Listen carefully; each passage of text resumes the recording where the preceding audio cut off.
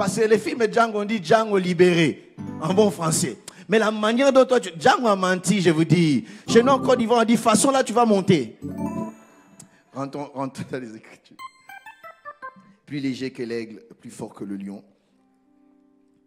J'ai expressement, cette semaine, ceux qui ont mon numéro de téléphone, vous allez constater dans mon statut, j'ai posté expressement une vidéo qui date de plusieurs années, où nous étions en train de prêcher ce message expressement. Ceux qui ont vu, vous avez vu à quoi j'ai ressemblé. Merci Seigneur, la plupart d'entre vous ne m'auraient pas donné la chance d'être ce que je suis en train de devenir aujourd'hui. Et je l'ai fait exprès, parce que cela est un témoignage. Et quelqu'un m'a posé la question, c'était où? Je lui ai dit à l'église Parole du Salut, Kinshasa. Il dit, quoi? Parce qu'il faut voir la façon c'était.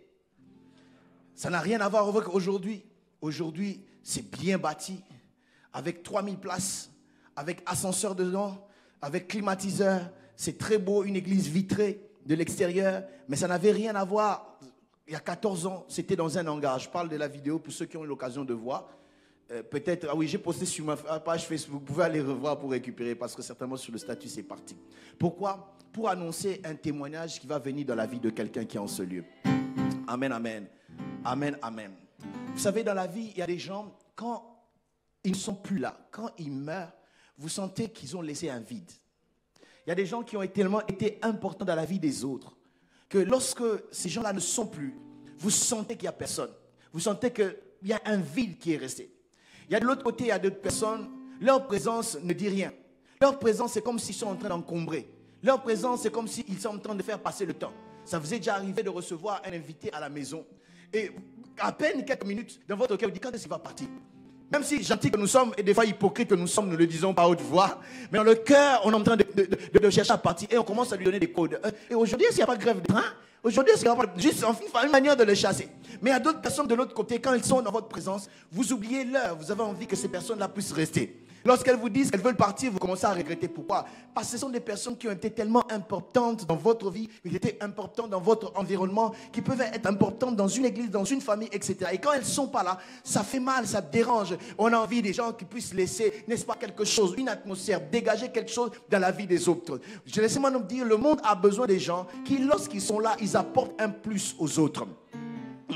Ils apportent un plus. Dans la vie, tu ne peux pas percer, tu ne peux jamais aller loin dans la vie si tu ne sais pas apporter quelque chose. Mais la bonne nouvelle est qu'en chacun d'entre nous, Dieu nous a donné de quoi apporter aux autres.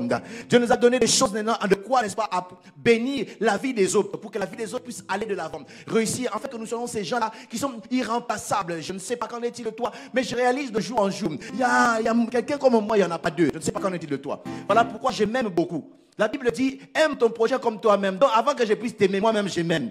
Et j'ai tellement confiance en moi, je sais que les moi comme moi, il n'y en a pas deux dans le monde. D'ailleurs, la preuve, c'est que s'il n'y avait pas des gens comme moi, le monde ne serait pas meilleur. Il fallait que je puisse être là.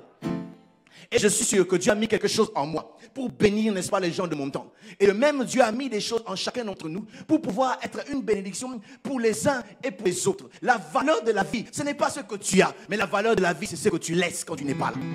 Et il est important, n'est-ce pas, le jour où toi tu ne seras pas là, que les gens ne puissent pas dire bon débarras, ils puissent dire il y avait quelqu'un qui avait vécu ici. Je prie le Seigneur qui nous donne des hommes et des femmes. Lorsque vous ne serez pas là, que vos noms puissent rester dans les annales. Je ne sais pas si je suis en train de parler à quelqu'un. Lorsque tu quitteras l'université où tu es entré, que nos noms puissent rester dans la liste des gens qui ont bouleversé l'université. Lorsque tu quitteras le travail, qu'on puisse dire il y avait un travailleur comme cette fille, comme ses frères, que nous n'avons jamais eu. Et on cite ton nom, tu poses la question. Il était là, non, il y a ici, il était là il y a 50 ans, mais que ton nom est encore là. Je prie le Seigneur que tu ne meurs pas comme du vent, tu puisses mourir et laisser les traces sur terre. Laisser les traces sur terre.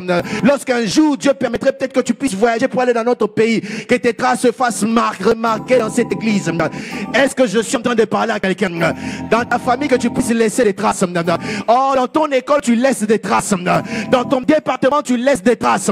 À cause de ce que tu as tellement à donner, que tu puisses laisser des traces. Que ton départ ne fasse pas la joie des autres, mais qu'on sente qu'il y a eu un vide. Est-ce que je parle à quelqu'un?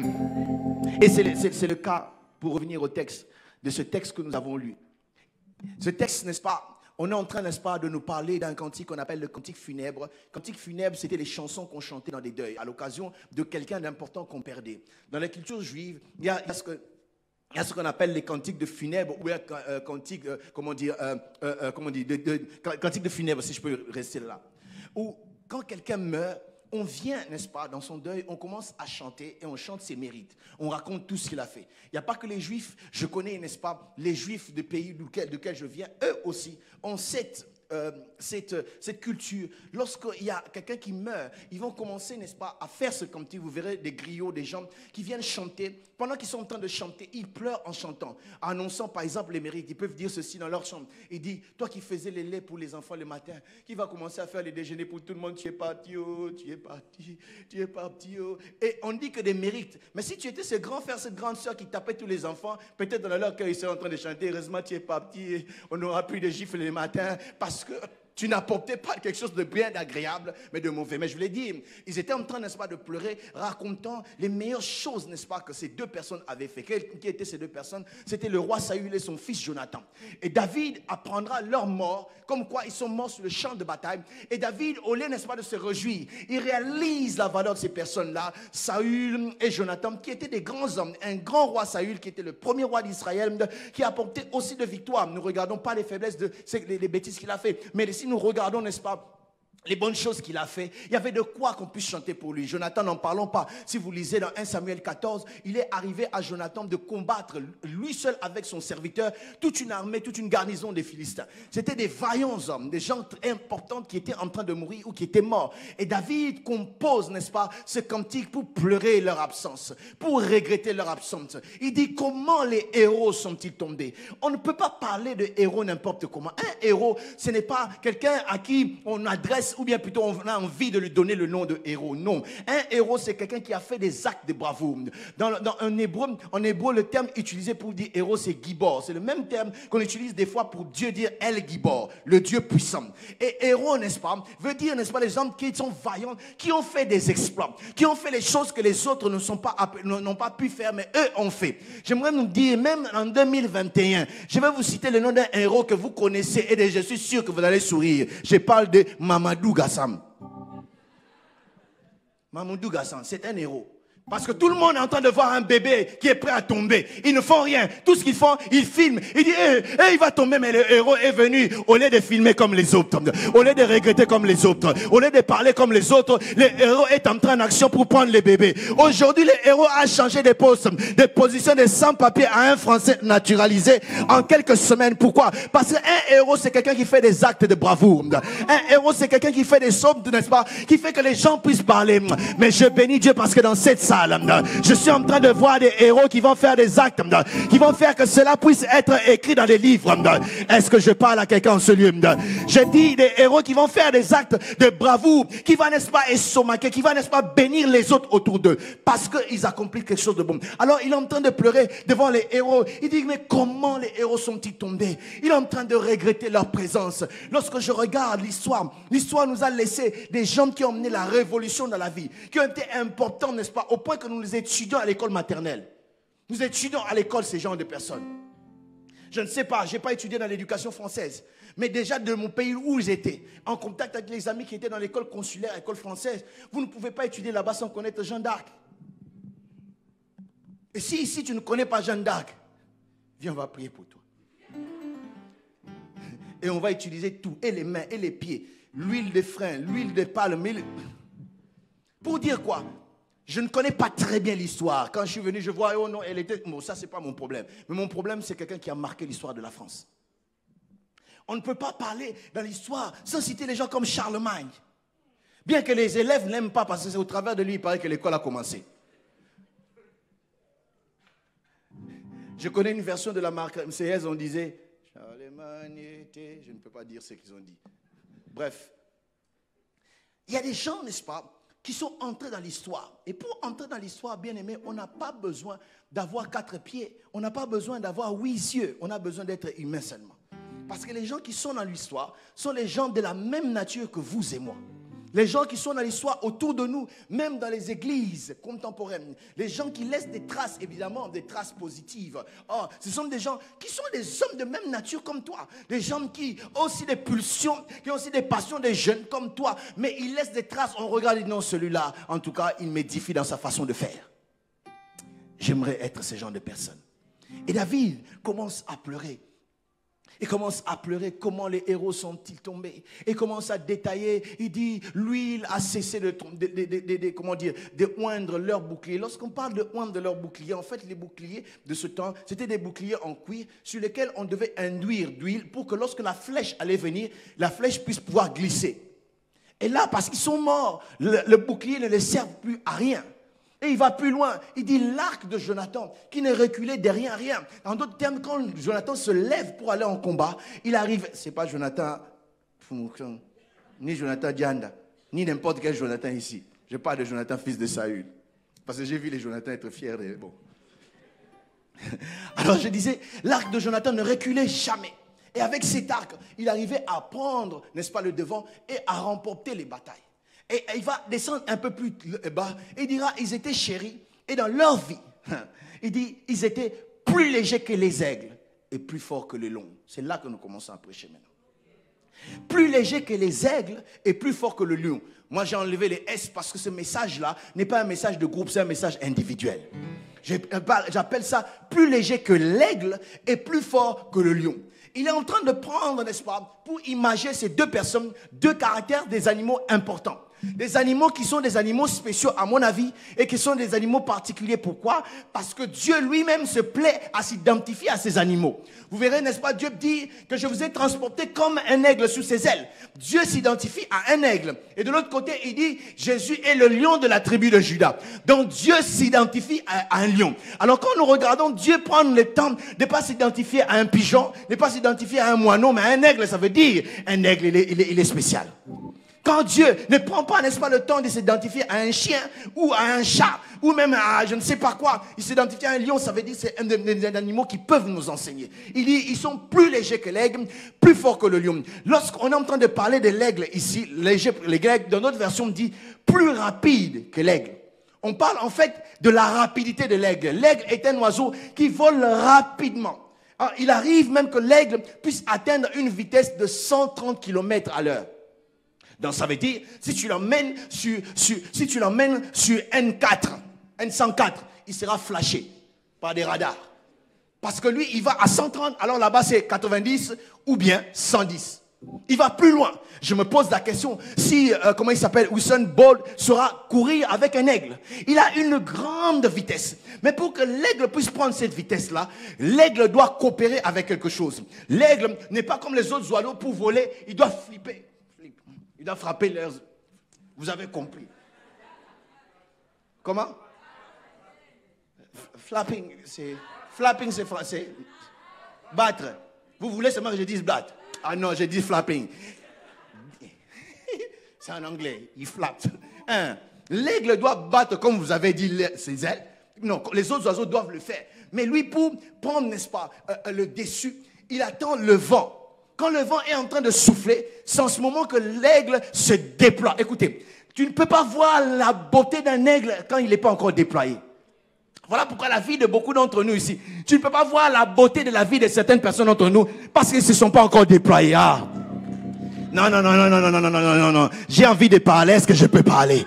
Quand tu regardes ton voisin, tu le regardes par rapport à là où il est aujourd'hui.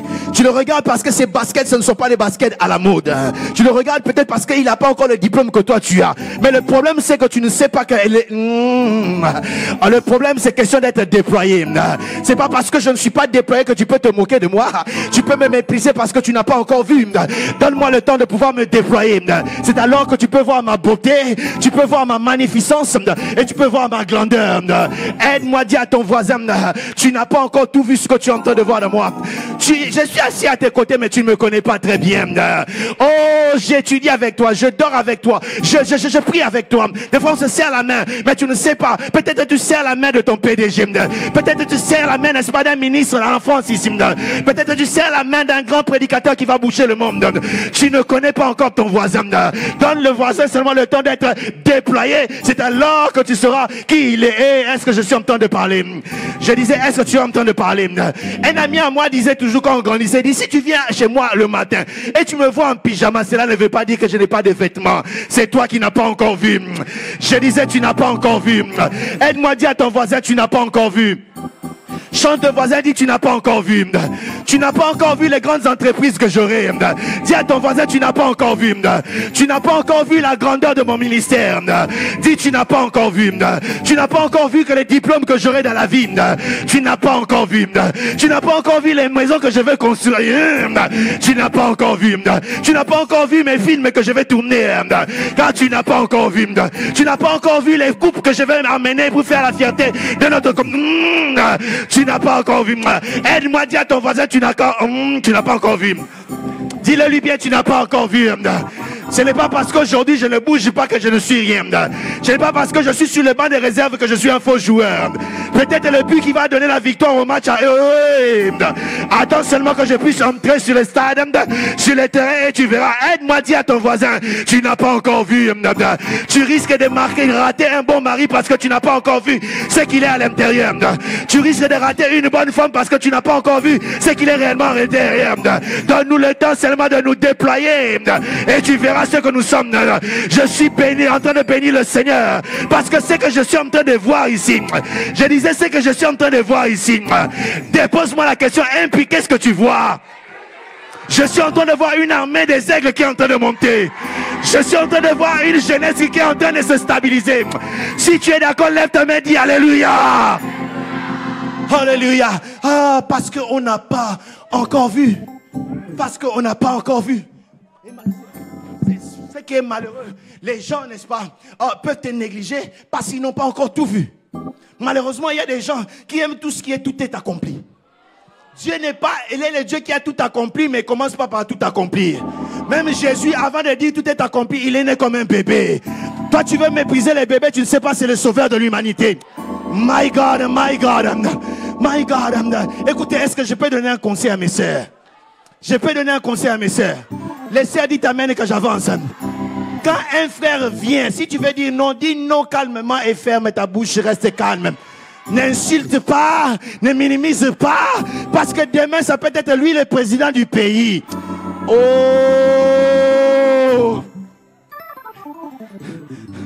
Oh my God, est-ce que je peux prêcher? Je disais, est-ce que je peux avancer?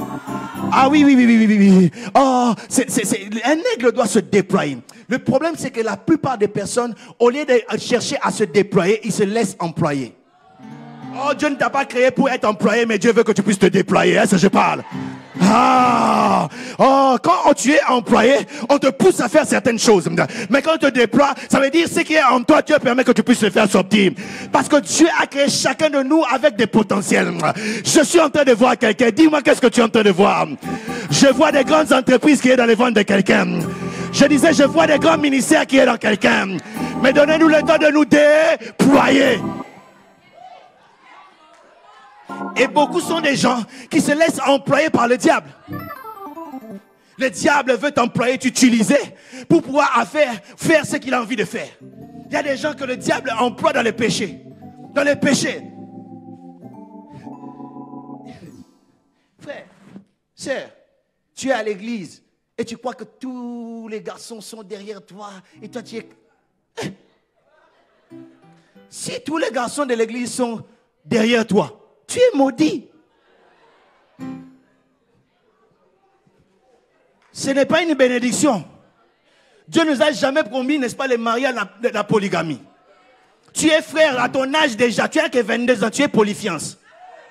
C'est un mot qui n'existe pas dans le dictionnaire. On parle de la polygamie, pas polyfiancé. Tu as beaucoup de fiancés. Pourquoi? Tu te laisses employer par l'ennemi et tu deviens un instrument de... Tu deviens un instrument de l'ennemi. Parce qu'il est en train de t'employer. Il y a beaucoup de gens. J'ai pris que vous signiez les lettres de démission cet après-midi. Afin que vous quittiez, n'est-ce pas, cet emploi-là du diable, afin d'entrer dans les camps de ceux qui vont se déployer. Je disais que l'aigle, pour se déployer, il a besoin, n'est-ce pas, de coopérer avec le vent. Le vent, c'est le symbole de l'adversité, des problèmes, excusez-moi, des difficultés, de tous ces troubles qui peuvent venir dans la vie. Écoutez, bien-aimés, les problèmes dans la vie ne sont pas toujours mauvais. Les problèmes sont comme un ascenseur. Un ascenseur peut monter ou descendre, tout dépend du bouton que tu appuies. Il y a des problèmes qui peuvent te faire affaisser tout simplement parce que tu as mal réagi. Mais si tu réagis bien, ça va te faire monter.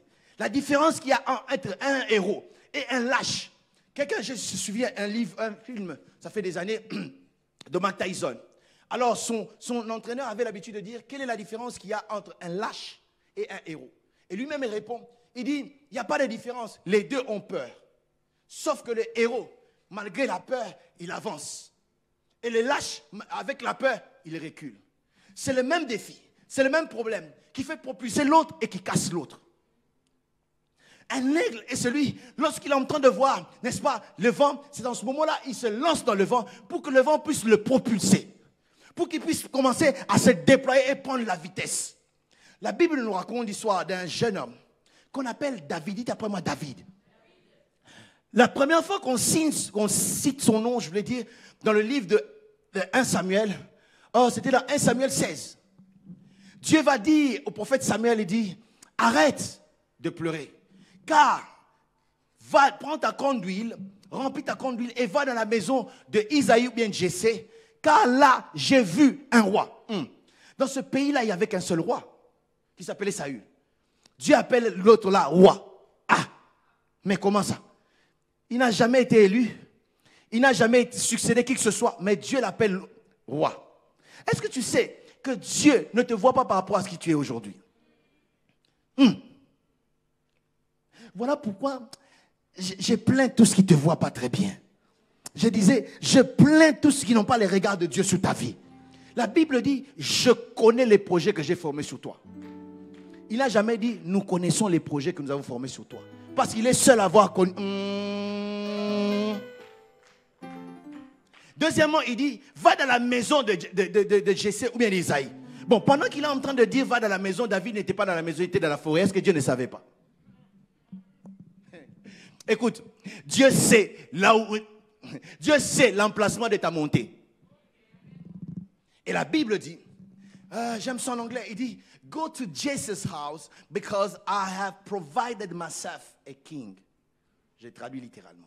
Il dit, va dans la maison de Jessé parce que je me suis pourvu un roi. Donc David était une provision. Combien d'entre nous savent que la provision, on ne la met pas n'importe où?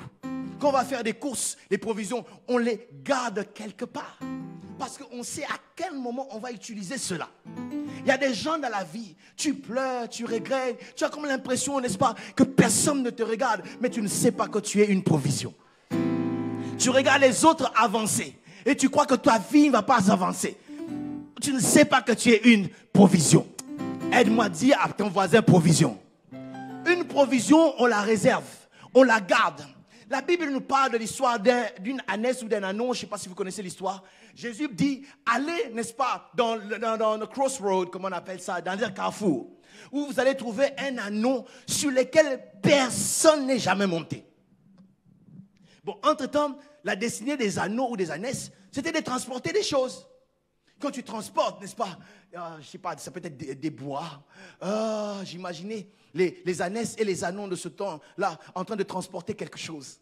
Dans le quartier, ils sont en train de passer devant cet anneau-là qui n'avait jamais rien transporté. Et ils disaient, tu vas regarder, ça c'est le bois de monsieur Allel. Je vais là-bas parce qu'il va immoler un agneau. L'autre dit, regarde, je transporte les vêtements de cette famille-là parce qu'ils sont en train de déménager. Chaque jour, il voyait les gens, ne pas transporter les choses que lui ne faisait jamais. Et s'il allait au mauvais endroit, prêché par des mauvais prédicateurs, les prédicateurs lui auraient dit, toi tu as des démons, des liens de famille. Tu as vraiment des liens de famille parce que tu n'avances pas. Ce n'est pas que je suis en train de nier le fait qu'il y a des liens. Il y a des liens aussi. Quelqu'un va dire, non, toi non, je vois les démons du côté de ton père ou de ta mère sont tellement forts que tu ne peux pas avancer. Toi, tu es tellement maudit. Mais le problème, c'est la réalité pour cet anneau-là, ou cet amdès. Il n'était pas maudit, il n'avait pas de lien, il n'y avait pas une malédiction sur sa vie. La réalité, c'est qu'il était réservé pour transformer le roi des rois. J'aimerais dire à quelqu'un ici, est-ce que je suis en train de parler à quelqu'un? Ta vie semble être en train de tourner. Elle tourne parce que toi, tu es réservé. Est-ce que je parle à quelqu'un? Les autres sont en train d'avancer, toi tu n'avances pas. C'est pas un problème. C'est parce que ce que Dieu a réservé pour toi est plus que ce que eux ont. Oh my God, my God. Je me rends compte avec Dieu, ce qui vient avant a toujours été moindre que ce qui vient après. Car la Bible dit la gloire de la seconde maison sera plus grande que celle de la première. D'ailleurs, ceux qui sont bénis aujourd'hui, ce n'est pas un problème. Qu'ils soient bénis le jour, toi tu seras béni, leur bénédiction va vieillir déjà. Elle va rouiller. Et toi, je suis venu dire à quelqu'un, toi tu es réservé. Dis à quelqu'un réservé. Dis-le fort, réservé. Réservé pour des grandes situations, réservé pour des grands postes, réservé pour des grandes opportunités, réservé pour une grande élévation, réservé. Et ils ont fait des choses, mais quand ton tour viendra, ton tour va faire beaucoup plus de bruit parce que tu as été réservé. Ils vont poser la question, mais pourquoi, où étaient ces vins depuis longtemps dans le noce de Cana? Vous avez donné un vin, mais où était l'autre là depuis longtemps? En fait, l'autre là était réservé. Parce que les réservés ne sortent pas à n'importe quel moment. Et ils entrent lorsqu'il reste 3 minutes à la fin du match. Et on est en train de vous mener 2-0. Lorsqu'ils entrent, si vous regardez la Coupe du Monde de 1982, allez chercher sur YouTube la finale, non, le demi-finale. C'était l'Allemagne qui jouait contre la France. Et à la fin, la France était en train de mener. On a fait entrer un joueur qu'on appelle Karl-Heinz Rummenigge. Rummenigge est entré. En peu de temps, il a égalisé et l'Allemagne a vaincu la France. Et c'est depuis là, en 82, que je suis tombé amoureux de l'équipe de Mannschaft. Et curieusement, ils sont des aigles. Je préfère être un aigle qu'un coq. Oh, je n'ai rien dit. Je suis en train de prêcher ici. Je ne sais pas qu'en est-il de vous. Si vous voulez les coqs cocorico, allez cocoriquer. Mais nous, les aigles, nous montons. Ok, pas de polémique, je rentre à ce que j'étais en train de dire. Ah, les bonnes personnes entrent dans les bons moments pour qu'ils puissent marquer l'histoire. Je m'en souviens, 82, ça fait environ 37 ans. Mais je me souviens de cette première Coupe du Monde que j'ai pu voir consciemment dans ma vie. Et quelqu'un se pose la question, il a quel âge? Viens me poser à la fin, je te dirai. Oh, gloire à Jésus. Alors, ceux qui sont réservés, et David était de l'autre côté. Mais quand nous regardons cela, humainement parlons, ça ressemble à une injustice. David était 8e enfant de la famille. Il semble être quelqu'un qui n'était pas aimé. Pourquoi? Parce que lorsque Samuel arrive dans la maison, il demande, emmène-moi tes enfants. Jessé ou bien Isaïe sait que j'ai 8 enfants. Au lieu d'emmener 8 enfants, il n'emmène que 7. Pour lui, dans sa tête, ceux qui méritaient l'onction royale, c'était les 7. Et l'autre ne méritait pas. La preuve qu'il n'aimait pas parce que quand tu aimes un enfant, l'exemple de Jacob pour Joseph, il envoyait les autres frères dans le champ, mais il gardait Joseph avec lui. Mais lui, le contraire, il était moins âgé que les frères, on l'envoie dans les champs et on gardait les aînés.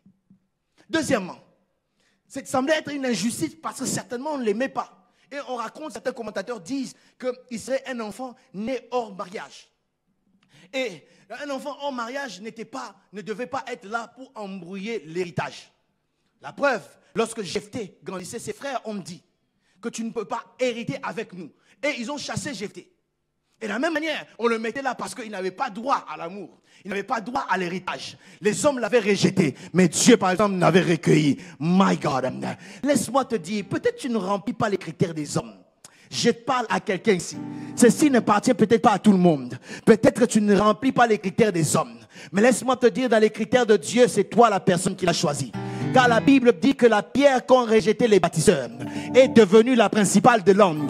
Les gens qui sont souvent méprisés, négligés, rejetés, c'est les personnes que Dieu s'intéresse. Parce qu'il sait que ces personnes-là, s'il les élève, il va leur donner gloire. Oh my God, y a-t-il quelqu'un qui est négligé par ses amis? Tu es négligé par ta famille. Tu es négligé à ton école. Tu as été négligé même dans les études. Tu as été négligé pour toi. Il ne croit pas que quelque chose de bon est en train de venir peut sortir de toi. Mais il ne savait pas que Dieu t'avait réservé pour des temps comme ceci. facile. Il va commencer à te faire monter. Il va commencer à te faire te donner de l'ascension et t'élever, afin que toi, tu puisses donner une gloire réelle. Le temps me manquerait de parler un peu de Michal et de David. Vous voyez, David savait d'où est-ce que Dieu l'avait tiré. Il danse bien. Michal, elle est née fille de roi. Elle méprise la danse devant le Seigneur. Et ça m'étonne, quand je regarde les hommes danser, tu es jeune comme toi là. Quand la louange sauve, tu es en train de frimer comme si tu étais devant la Marseillaise. Je comprends que tu n'as pas compris. Nous autres là qui n'avons... Parce que moi, je danse avec colère. Dans le monde, je n'ai vécu que 16 ans et quelques mois. Et tout le reste de ma vie, merci Seigneur, j'ai vécu dans le Seigneur. Mais dans les 16 ans et quelques mois, j'ai dansé des danses peut-être de 30 ans. Pour le monde. Moi, la danse semblait être comme une profession. Il arrivait que je ne réussisse pas à l'école parce que je devais préparer des grands concours. Et nous étions toujours premiers. Je vous dis, un très bon danseur. Ce qui fait qu'à l'âge de 9 ans, moi, je suis entré dans la boîte de nuit à cause des danses. Donc, j'ai excellé dans ce domaine. Et ce qui fait que quand je viens dans le Seigneur, je danse avec colère pour récupérer les 30 ans que j'avais perdus en quelques années.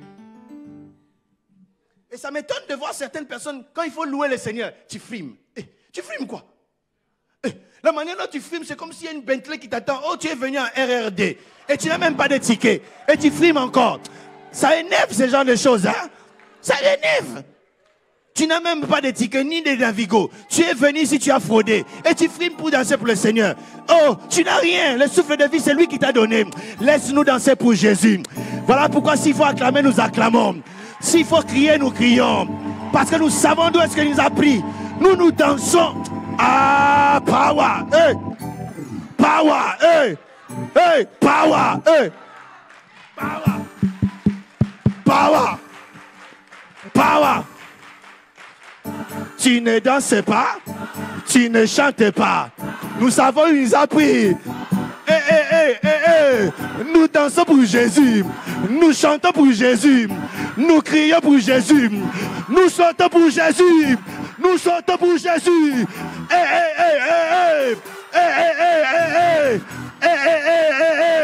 Il nous a pris dans l'amour. Il nous a aimés. Il nous a sauvés. Il nous a pardonné. Nous chantons pour Jésus. Nous dansons pour Jésus. Jésus, Jésus, Jésus. Jésus, Jésus, Jésus. Jésus, Jésus, Jésus. Jésus, Jésus, Jésus. Jésus, Jésus, Jésus. Jésus, Jésus, Jésus. Le plus beau d'entre 10 000. Le diamant de ma vie. Jésus, Jésus, Jésus. Jésus, Jésus, Jésus. Il m'a ramassé. Il m'a purifié. Il m'a lavé. Ah, ils ne sont pas acclamés pour ces Jésus-là. Chakatalam.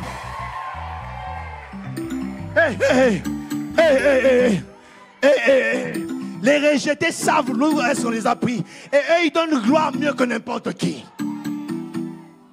My God. Alléluia. Dieu, aide-moi à finir ce message. Parce que je sens la manière dont ça est en train de partir là. Chande, Mardoché, calme-toi. Alléluia. Alors, il était rejeté. Et la Bible dit, on va le prendre. Et c'est lui sur qui on a donné l'onction. Ce qui est étonnant, c'est que David n'était pas là. Mais il ne savait même pas qu'il y avait une visitation qui est arrivée de l'autre côté. Il ne savait pas que l'onction était venue pour bénir quelqu'un. Écoutez, Dieu n'est pas comme un fermier qui vient dans un poulailler, il lance des grains, des riz pour que vous puissiez vous battre pour bénir. Non, Dieu n'est pas ça. Chaque bénédiction porte ton nom. Ton amen est faible. Voilà pourquoi ça m'étonne. Toi, la sœur, tu es ici à l'église. Tu n'as quel âge que tu as? Tu te disputes avec une autre fille parce qu'il y a frère. C'est quoi ça? Merci de me donner l'occasion. Je vais avancer encore. Et vous allez voir, il s'attaque par des statuts WhatsApp. Moi, je suis la première dame. La première dame de qui? On t'a jamais épousé à la mairie, ni à l'église. Si tu es africaine, on n'a pas donné de dot. Tu es la première dame de qui? Nous, on est en train d'adorer. Toi, tu regardes tes ongles si ça dépasse l'autre. Hé! Chacha! Que j'avance encore. Non, il y a les grands jeunes qui viennent bientôt. On va en parler. Parce que je ne vois pas pourquoi est-ce qu'on doit commencer à se battre pour certaines bénédictions. La chose qui est à toi, personne ne peut prendre ça. Je disais, la chose qui est à toi, personne ne peut prendre ça. David ne savait pas. L'onction elle-même a refusé de couler. Hein? L'onction a refusé parce qu'elle n'a pas reconnu la tête d'Eliab. Elle n'a pas reconnu la tête de Shama. Elle n'a pas reconnu la tête d'Abinadab. Parce que l'onction n'était pas destinée à eux, l'onction était destinée à David. Il n'était pas là, mais l'onction l'a attendu. Ah, je vais continuer. Il a reçu l'onction. Et la Bible dit, ce qui m'étonne, il était potentiellement un roi. Il a reçu l'onction pour être roi. Mais il est rentré dans la routine. Faire des choses routinières comme d'habitude. Et un jour, on cherchait un joueur de harpe. Et c'est ce jour-là qu'il a eu l'occasion d'aller dans le palais. Juste pour faire un tour dans le palais. Il a vu. Le temps me manquerait de développer, de parler de ce côté-là. Il a vu le palais. Et puis il est rentré. Il a continué une vie routinière. Il avait la prophétie comme quoi il serait le roi d'Israël. Il avait l'onction comme il serait le roi d'Israël. Mais rien ne semblait avancer. Comme certains d'entre nous ici, tu as reçu la prophétie comme quoi tu auras un ministère puissant. Tu auras un mariage bien. Tu auras, je ne sais pas, les études et tu vas percer dans la vie. Tu as les promesses. Tu as lu cela. On te l'a confirmé. Mais la vie semble être normale. Tout semble être normal. Tu rentres, n'est-ce pas, toujours à pied. Tu prends ton train. Tu rentres. Mais tu fais les choses routinièrement de la même manière. Mais j'ai une bonne nouvelle pour toi. Laisse-moi te dire, dans la vie, il y a toujours un jour. Je dis, dans la vie, il y a toujours un jour. Et laissez-moi nous dire, le jour où Dieu vient te visiter, le ciel ne va pas te donner des signaux. Le ciel ne va pas te dire, aujourd'hui le ciel va être vert parce que Dieu veut bénir ta vie. Non. Ce sera seulement le même ciel. Ce sera seulement la même terre. Ce sera peut-être la même routine, tu te réveilles, mais tu ne sais pas que quelque chose va se passer. Un jour seulement, un jour. Ses frères vont partir en champ de bataille. Et son père va lui dire, prends, n'est-ce pas ceci, va servir tes frères, va leur donner et voir comment ils vont. Écoutez, les choses que Dieu t'a promises doivent passer par certaines choses afin d'accomplir ces choses-là. Beaucoup de gens ne veulent pas passer par le processus pour arriver à ce que Dieu leur demande. Il pouvait dire, il dit, papa, tu parles à un roi. Non, vous ne pouvez pas blaguer avec moi ici dans cette maison. Ce n'est pas parce que vous avez mis dans la forêt. Dieu nous a d'ailleurs confondus. Il m'a tiré de la forêt et il m'a donné l'onction. Devant tout le monde, tous ici, vous savez que je suis roi. Et toi, tu m'envoies encore aller voir ces gens-là? Il pouvait partir comme ça. Mais il a accepté. D'une manière routinière. Parce que les choses qui t'emmèneront à tes choses commencent par d'autres choses. Les choses qui t'emmèneront commenceront après que tu puisses accepter de te soumettre à d'autres personnes. Il y a d'autres personnes, ça m'étonne dans le ministère. Moi, je suis un grand observateur, à l'église comme ailleurs. Il y a d'autres personnes, ils croient parce qu'ils prêchent aussi. Il est ton égal. Et il commence à faire, n'est-ce pas, la compétition avec toi. Et laissez-moi me dire, quand quelqu'un le fait, tu sais le voir. Il y a d'autres personnes qui croient qu'elles sont mieux. C'est elles qui méritent cette place-là que toi tu occupes. Alors que Dieu les a mis, peut-être pour apprendre des choses qu'ils ne connaissent pas. Mais David s'est soumis, n'est-ce pas, à cette demande-là. Et je me rends compte que les plus grands jours des destins ou de destinée commencent toujours par les envois. David, quand on l'envoyait là, il ne savait pas que sa vie allait prendre un autre tournant. Joseph, le jour où on l'a envoyé pour aller voir ses frères, il ne savait pas qu'il entrait dans sa destinée dans une autre dimension. Toi qui n'aimes pas obéir quand on te demande des services, quand on t'envoie par un responsable de l'église, son père, etc., t'envoie, tu boudes parce que tu es trop loin, quoi. Tu es trop belle, quoi. On voulait te demander seulement une adresse, mais tu es trop belle pour répondre. Que Dieu te pardonne. Et il va aller là-bas. Et ce jour-là, il va trouver un grand vent en train de souffler. Et ce vent s'appelait Goliath. Goliath est en train de donner, n'est-ce pas, un défi. Chaque jour, quand Goliath se lève pour parler aux enfants d'Israël, il commence le matin, il leur dit, envoyez, n'est-ce pas, un challenger, un champion comme moi. S'il arrive à me tuer, vous allez prendre le dessus sur nous. Mais si je vous tue, je le tue plutôt, nous allons prendre le dessus. Pendant 40 jours, tout le monde tremblait. Tout le monde, n'est-ce pas, avait peur. Parce qu'en fait, dans ce champ de bataille, nous avions 3 catégories de personnes que nous trouvons devant nous. La première catégorie de personnes, nous avions des gens qui étaient oints, mais sont des ex-oints, comme Saül. Il avait l'onction, mais c'était ex-oint. Dieu s'était déjà retiré de lui. Il y avait une deuxième catégorie de personnes qui étaient professionnelles, mais sans onction, ses frères. Troisième catégorie de personnes, c'était des gens qui étaient en train de travailler, sans onction, et des fois sans appel. Mais lui, il était en train de venir. L'aigle était en train de venir. Vous savez, quand vous regardez les vidéos des aigles, quand une tempête souffle, les autres cherchent à se cacher. C'est en ce moment-là que l'aigle est content. Il commence à frapper, à battre l'aile. Flapping des feathers. Commence à battre l'aile. Parce que c'est que les choses ont commencé. Lorsque David vient, eux, ils avaient peur parce que Goliath aussi, c'était un stratège qui venait le matin pour en permettre qu'ils puissent avoir des mauvaises journées. Et il venait le soir, afin qu'ils aient des cauchemars lorsqu'ils dormaient. Mais lorsque David venait, il dit, oh, mais ça, ce sont des petites choses. Ça, ce sont nos choses. Mais le problème, c'est parce que la personne qui avait la chose n'était pas là. Écoutez bien aimés, les gens qui changent des situations, ce sont les gens qui ont la chose en eux. Je ne sais pas si je suis en train de parler à quelqu'un. Les Goliaths ne tombent pas ni par l'épée ni par les javelots. Les Goliaths ne tombent pas parce que lui qui a la chose. Je ne sais pas s'il y a quelqu'un qui a la chose en ce lieu. Ceux qui n'ont pas la chose, est-ce que vous ne pouvez pas comprendre, le temps est en train de venir. Laissez la place aux gens qui ont l'appel. Tu n'as pas l'appel, tu veux forcer. Tu n'as pas l'appel, tu veux aller là. Laisse les gens qui ont la, laisse les gens qui ont la chose. J'ai béni le Seigneur parce qu'en ce lieu, je vois des gens qui ont la chose. Je suis en train de dire, il y a des gens qui ont la chose pour amener les choses dans une nouvelle dimension. Est-ce qu'ils sont là qui disent Amen? Il y a des gens qui ont la chose pour changer, n'est-ce pas, la politique de leur pays d'origine.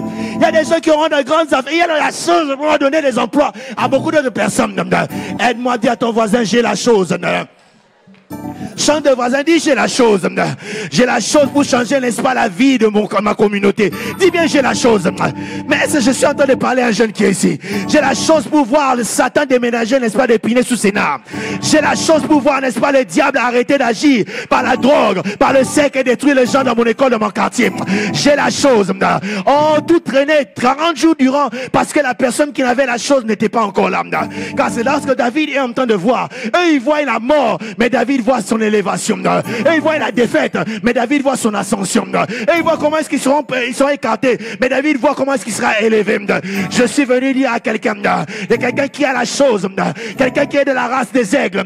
Le vent ne vient pas pour te tuer, ça ne vient pas pour te rabaisser, ça ne vient pas pour t'écraser, au contraire pour te faire voler. Et lorsque David vient, David savait quelque chose que les autres ignoraient. David dit, qui est cet incirconcis? Il est en train de parler avec une dimension de révélation, sachant que lui, il était incirconcis. L'autre, c'était un incirconcis. En d'autres termes, lui avait l'alliance avec le Dieu créateur du ciel et de la terre. Lui, il n'en avait pas. Est-ce qu'il y a quelqu'un qui a une alliance avec le Seigneur? Les autres voyaient comment Goliath était un peu impressionnant. Il regardait comment il était grand, comment est-ce qu'il était fort. Mais David regardait à qui est-ce qu'il appartenait. Je ne sais pas s'il y a quelqu'un ici qui réalise.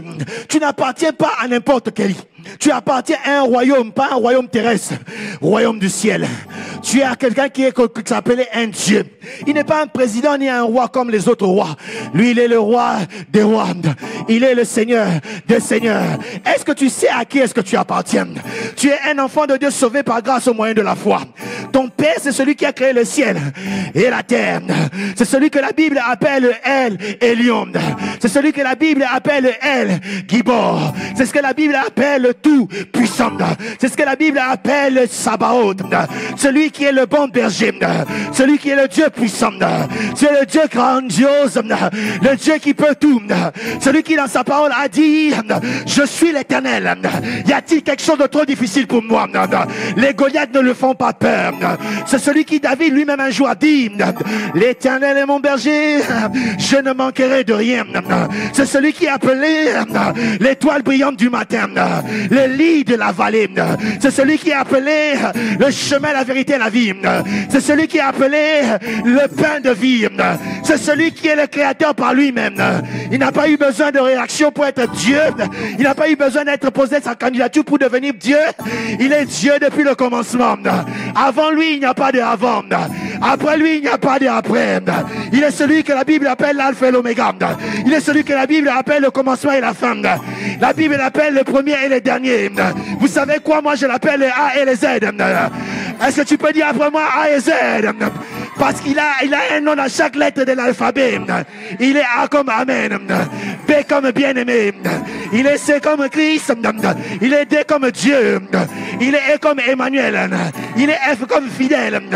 Il est G comme germe. Il est I comme immortel. Il est H comme homme. Il est J comme Jésus. Il est K comme King of Kings. Oh, en grec, on l'appelle Christos. Dans ma langue, on l'appelle Ko. Il est L comme lit des vallées. M comme merveilleux sauveur. N comme Narcisse de Saron. P comme Potasse de Foulon. O comme omniscient. Q comme quatrième homme de la fournaise ardente. Il est R comme rédempteur. Il est S comme source. Il est T comme témoin. Il est U comme unique. Il est V comme vérité. Il est W comme Watch of Life. Il est Y comme Yahweh. Et il est Z comme j'ai envie de le dire. Dans ma langue, on l'appelle celui quand il rentre. Ita shadadada. Les prosopotos. Je réalise que je ne suis pas seul. Celui qui est avec moi a le contrôle de toutes choses. Celui qui est à moi, il est capable de renverser toutes les vapeurs. Tous les Goliaths peuvent tomber avec lui. Si je te parle, lève ta main, crie. Yeah! Je ne suis pas seul. Aide-moi à dire à 3 personnes, je ne suis pas seul. Mon père est mort, mais je ne suis pas seul. Ma mère n'est peut-être pas là, mais je ne suis pas seul. Les amis m'enfuient, mais je ne suis pas seul. Mais lui, il est toujours près de moi. Il ne me délaissera point.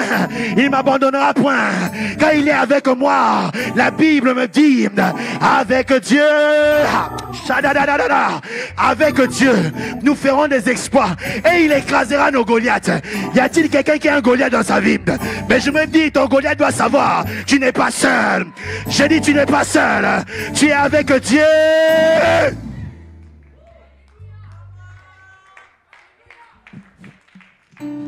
Et la Bible me dit, lorsque Goliath vient, il voit le petit David, il dit, regardez qui est-ce que vous envoyez contre moi. Mais il ne savait pas. Et il vient avec quoi? Il vient avec une pierre. Goliath dit, hey, tu crois quelqu'un comme moi, tu peux me tuer avec une petite pierre? David dit, tu es tellement gros que ma pierre ne peut pas te rater. Et Goliath va tomber. Le temps me manquerait.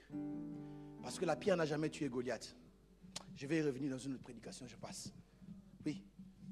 Goliath n'est pas tombé par la pierre. Lisez l'écriture, vous allez voir. Il est tombé et puis il a pris sa propre épée, il a coupé. Ça va venir.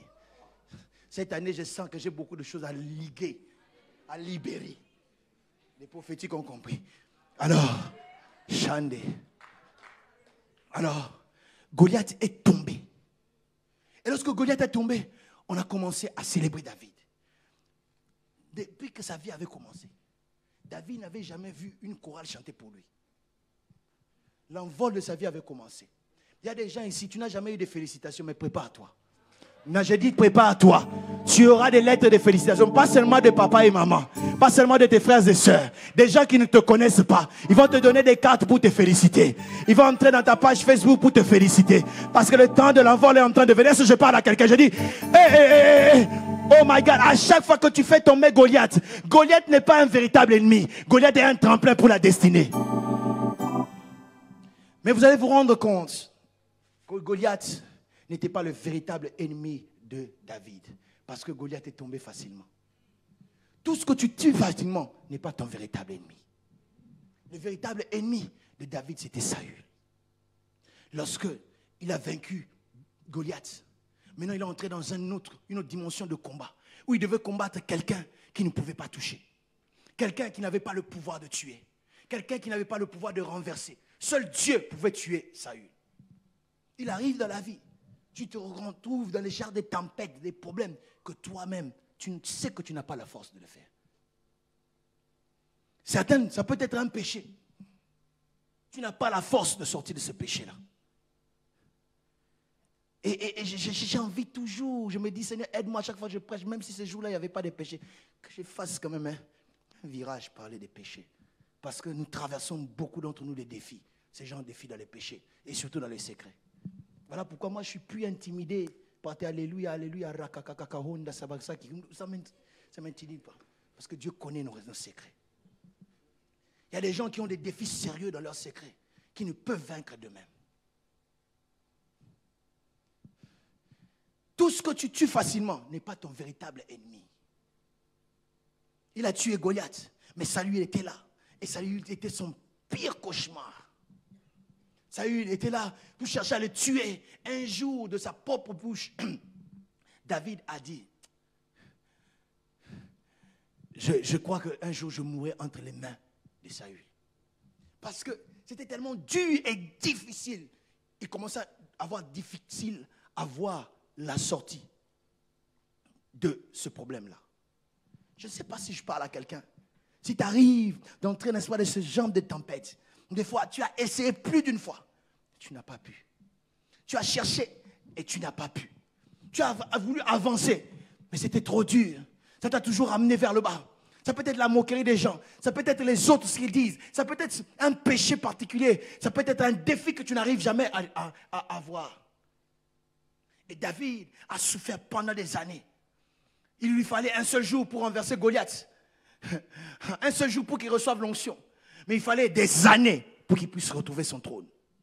Et c'est là qu'intervient le besoin du deuxième caractère. Plus léger pour te donner la vitesse, mais plus fort pour te donner la stabilité. Parce qu'il est possible d'avoir, n'est-ce pas, la mobilité sans avoir la stabilité. Et le danger, c'est que quand tu as la mobilité et qu'il n'y a pas encore la stabilité, tu crois que tu es arrivé, tu n'es pas arrivé. Parce que si tu manques la stabilité, cette mobilité va te tuer. Je vois les voitures, n'est-ce pas, des années 90, 2000, et surtout une BMW. Je me souviens, on parlait de cette voiture. L'une des choses qu'on mettait comme performance dans cette voiture, c'est que quand elle prenait la vitesse, elle commençait à devenir lourde et stable. Parce que la vitesse peut te faire plonger, vrai ou faux? Il y a beaucoup de gens qui entrent dans leur mobilité, mais ils n'ont pas encore la stabilité. Et ils commencent, n'est-ce pas, il y en a d'autres qui veulent même se lancer sur les autres. Quelle folie!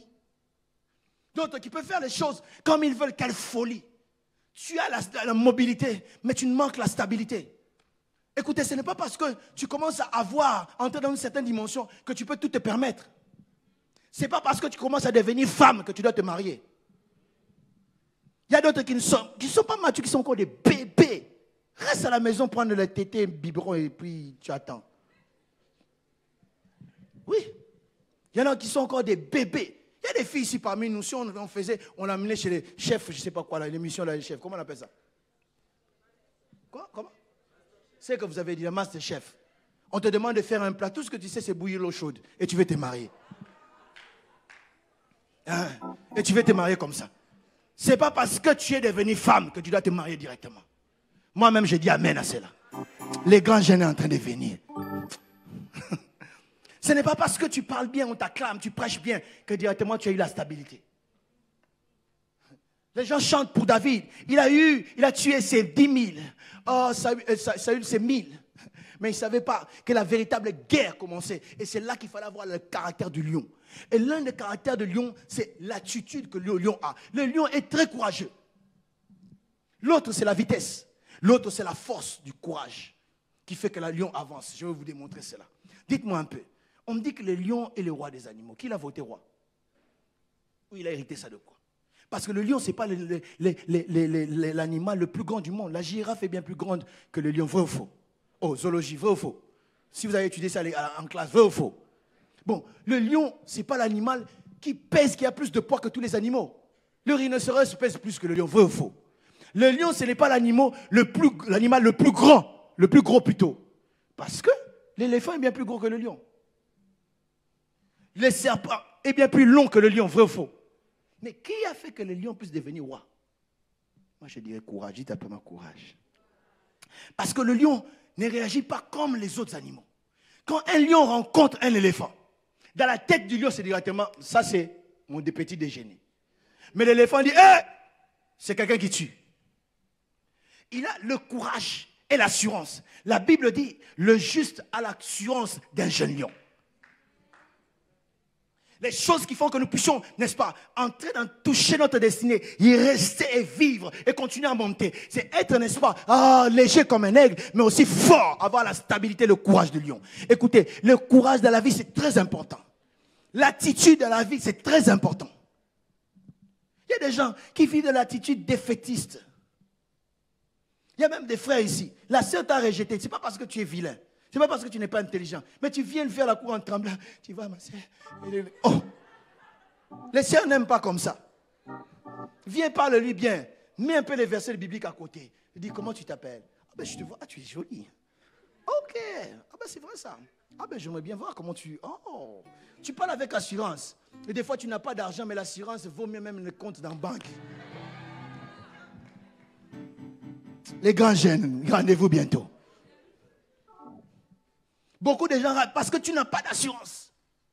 Il y a beaucoup de gens qui ont raté des entretiens, de travail, des postes, parce que tu n'as pas d'assurance. Parlez-moi de vous.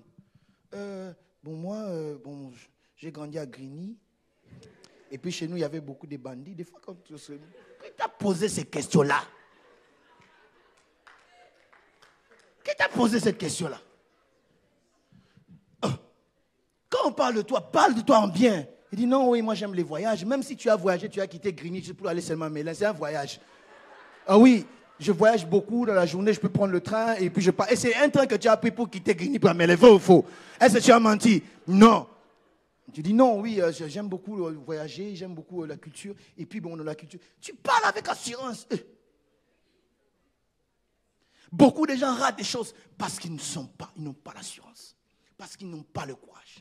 Je connais un aîné de mon quartier. Je crois l'avoir déjà raconté cette histoire. Une fois, dans mon pays d'où je viens, généralement, quand il y a des deuils, les gens se permettent, et la commune permet ça, les gens puissent rester sur l'avenue, par exemple, barricader toute une avenue pour mettre à l'époque, maintenant ça a changé un peu, pour commencer à mettre leur deuil et pleurer. Et il y avait un de ses cousins, je crois, quelqu'un de sa famille qui était mort dans un autre quartier. Et il arrive là-bas, ils ont barricadé l'avenue. Aucune voiture passait, rien ne passait parce qu'il y avait les gens. Et il y avait dans ce quartier-là un homme qui était le chef de gang du quartier, connu de tout le monde. Et ce jour-là, le gars vient en voiture avec sa copine et il voulait passer. Lui, parce qu'il sait que tout le monde a peur de lui, il dit, frayez-moi un chemin, je vais passer. Et le garçon voit que les gens commencent à déplacer les chaises. Il lui dit, qu'est-ce qui se passe? Oh, non. Oh. Lui, il se prend pour qui? Il vient directement. Le gars était mince, grand de taille. Et il dit, monsieur, qu'est-ce que vous voulez? Il dit, non, vous ne passerez pas. Et le gars dit, quoi? Il dit, je dis que vous ne passerez pas. Sérieux qu'il était. Autour de lui, les cousins disent, il cherche des problèmes. Tout le monde savait que c'était le chef de gang, l'homme fort du quartier. Tout le monde dit, il dit, je dis que vous ne passerez pas. Et il était sérieux. Et le gars part directement, il était avec sa copine, il ne savait pas en face de qui il était. Il dit, c'est comme ça, je laisse quand même. Il se retourne pour partir. Maintenant, on dit à ce garçon que je connais, on dit, tu le connais? Il dit non. Mais tu regardes le gars là que tu entends, c'est lui. C'est lui. Mais devant les gens, le courage l'a sauvé. 2 jours après, il était seul en train de marcher. Il rencontre le chef de gang. Le chef de gang l'a vu, il dit, il se souvient de ce... Jamais personne n'a tenu tête contre lui. Devant sa copine, on l'a humilié, il dit, jeune homme, arrête-toi. Arrête-toi, maintenant, toi et moi, on va commencer à se battre maintenant. Et le gars dit, il ne faut pas me voir, me regarde-moi comme je suis maladif, tu auras des problèmes pour rien. Mais devant les gens, son courage, il a fait quoi? L'a sauvé. Dis à ton voisin, le courage, c'est bien. Le courage te fait oser là, les autres ne osent pas. Et le lion, n'est-ce pas, est un animal très courageux, qui a l'assurance. Et je disais tout à l'heure que la Bible dit que le lion, n'est-ce pas, le juste a l'assurance d'un jeune lion. Pas une assurance qui vient de son caractère judo qu'il a fait en 1900 à Abraham, non. Mais une assurance qui vient à partir de la parole et des promesses de Dieu. Est-ce que je peux avancer? Il regarde les défis qui sont là. Il regarde le vent qui est en train de souffler. Il regarde les Saül qui sont là. Mais il y a des fois, les Saül veulent, n'est-ce pas, les wipe him out. Ça veut dire quoi? Je souffre, Seigneur, aide-moi. Merci, Louise. L'écarter. Il dit non, un jour je mourrai. Mais après il se souvient, il dit non, j'ai la parole de Dieu en moi. David commence certainement à se donner, à s'encourager lui-même. Il dit, je ne mourrai pas, je vivrai. Parce qu'il a commencé à se souvenir de ce que Dieu lui a dit. Écoute bien-aimé, tu veux aller loin dans la destinée, dans la vie. Tu dois, n'est-ce pas, t'appuyer sur la parole de Dieu. Est-ce que je parle à quelqu'un? Est-ce que je parle à quelqu'un? Écoute, ton argent peut avoir des problèmes dans la banque. Les parents sur qui tu te comptes, malheureusement, c'est des humains, ils peuvent mourir. Les gens sur qui tu as mis ta confiance, ils peuvent te laisser. Mais la parole de Dieu ne peut jamais te trahir. Je disais, la parole de Dieu ne peut jamais te trahir. Lorsque tu es devant les défis de la vie, regarde qu'est-ce que la parole de Dieu t'a dit. Est-ce que Dieu t'a dit quelque chose? Quand ça ne marche pas, pose-toi la question. Est-ce que Dieu m'a dit quelque chose? Aide-moi à dire à ton voisin, est-ce que Dieu t'a dit quelque chose? Ne réponds pas, aide-moi à prêcher, tourne vers notre voisin, dis, est-ce que Dieu t'a dit quelque chose? Tu ne le dis pas bien, regarde derrière toi, dis, est-ce que Dieu t'a dit quelque chose? Bon, cherche le voisin qui est comme un aigle, pose-lui la question, est-ce que Dieu t'a dit quelque chose? Bon, va vers celui qui ressemble à un lion, pose-lui la question, est-ce que Dieu t'a dit quelque chose? Ma réussite ne demeure pas dans ma poche. Ma réussite, c'est pas dans mon diplôme. Mais ma réussite est dans ce que Dieu m'avait dit. Je ne sais pas connaître Dieu, qu'en est-il de toi? Mais Dieu il m'a dit des choses. Même si le vent venait souffler. Mais Dieu m'avait dit des choses. Je disais, Dieu m'avait dit des choses.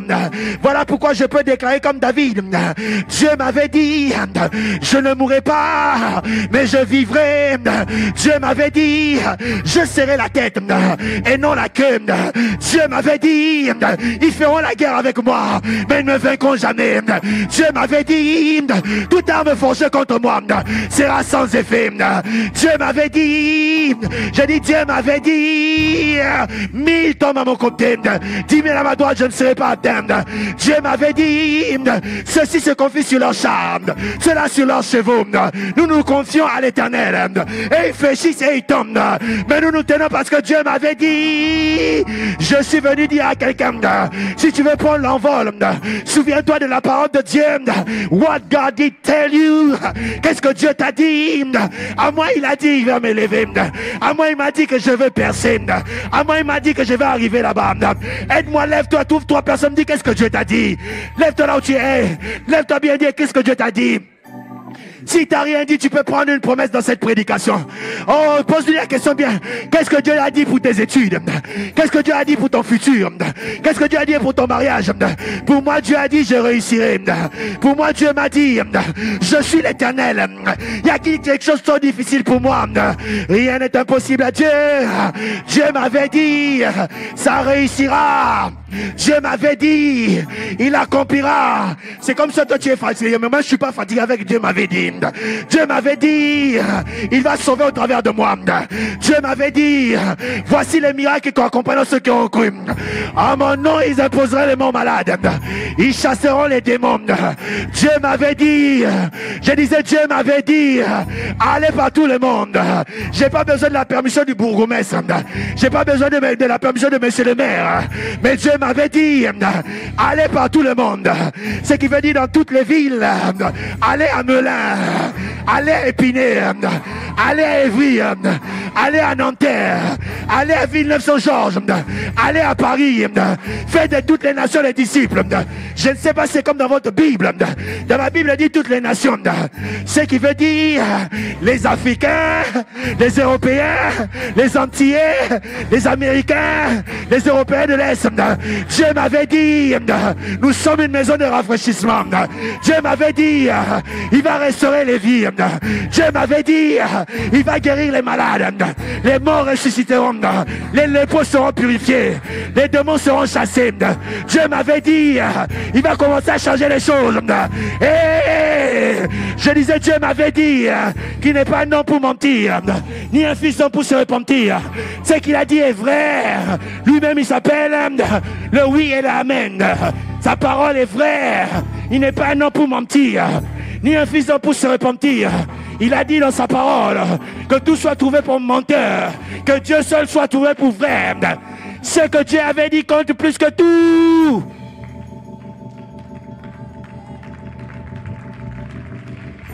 Ce que vous ne savez pas, j'ai une bonne nouvelle pour quelqu'un ici. Je disais, j'ai une bonne nouvelle pour quelqu'un ici. Dieu m'avait dit qu'au Gérard 2019, ça sera une bombe. Je parle à quelqu'un, j'ai dit, Dieu m'avait dit, j'allais nous donner les thèmes. Mais je sais une chose, c'est que Dieu nous a dit, Jésus-Christ allait de lieu en lieu, faisant des miracles,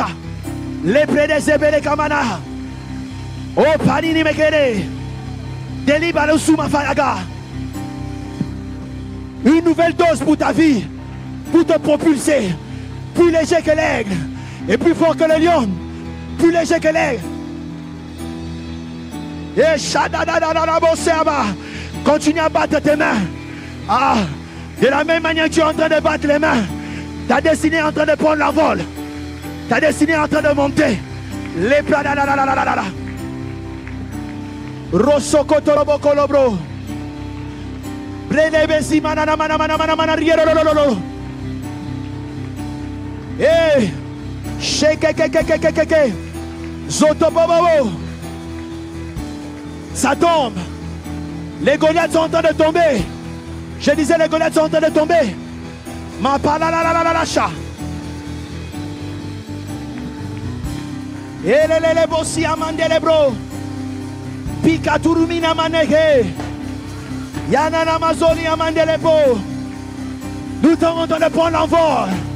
Nous sommes en train de monter. Une nouvelle dose. Une nouvelle dose. Une nouvelle dose. Une nouvelle dose. Paralaba. Soporoko toporoko.